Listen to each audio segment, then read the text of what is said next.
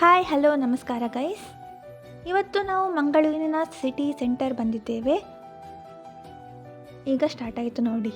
ಈಗಷ್ಟೇ ನೋಡಿದ್ದು, ಹೋಗಿ ಕೂತು ಕೂಡ ಆಯಿತು.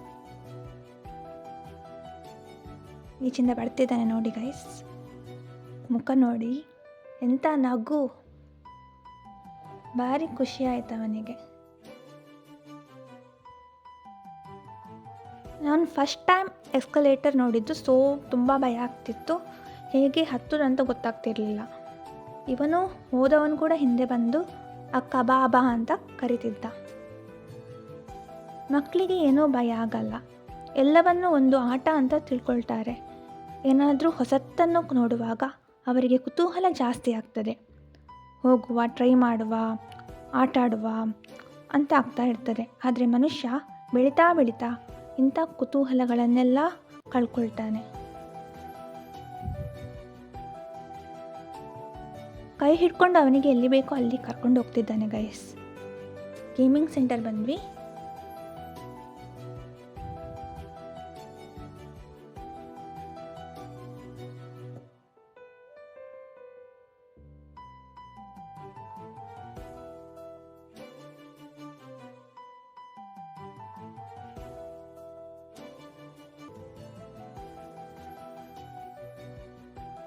ಅಲ್ಲಿ ವಿಡಿಯೋ ಗೇಮ್ಸ್ ಇದೆ, ಇಲ್ಲಿ ಏನೋ ಬಾಸ್ಕೆಟ್ಬಾಲ್ ಥರ ಆಡ್ತಿದ್ದಾರೆ.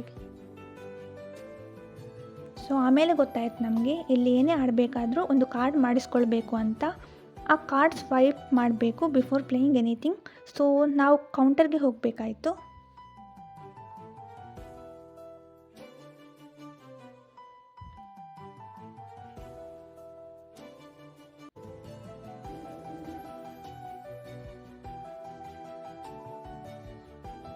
ಫಸ್ಟ್ ನಾವು ಕಾರ್ ಗೇಮ್ ಇತ್ತು, ಅಲ್ಲಿಗೆ ಬಂದ್ವಿ.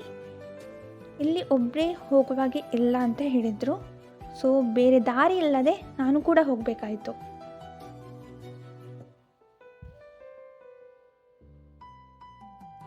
ನನಗೆ ಮೊದಲೇ ಭಯ ಆಗ್ತಿತ್ತು ಗೈಸ್, ಬಿಕಾಸ್ ಆ ಮಕ್ಕಳೆಲ್ಲ ಗುದ್ದಾಡ್ಕೊಂಡು ಆಟ ಆಡ್ತಿದ್ರು.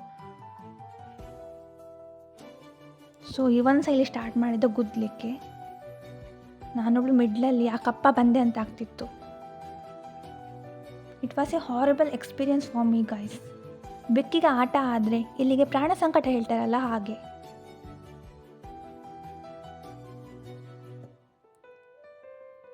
ಅದಾದಮೇಲೆ ವಿಡಿಯೋ ಗೇಮ್ಸ್ ಆಡಲಿಕ್ಕೆ ಬಂದ. 2-3 ವಿಡಿಯೋ ಗೇಮ್ಸ್ ಆಡಿದ, ಹಾಗೆ ಕಂಟಿನ್ಯೂ ಆಯಿತು. ಬಟ್ ನಾನು ವಿಡಿಯೋ ಮಾಡಲಿಲ್ಲ, ಬಿಕಾಸ್ ಅವನನ್ನು ಬಿಟ್ಟು ನಾನು ಬೇರೆ ಕಡೆ ಹೋಗಿದ್ದೆ.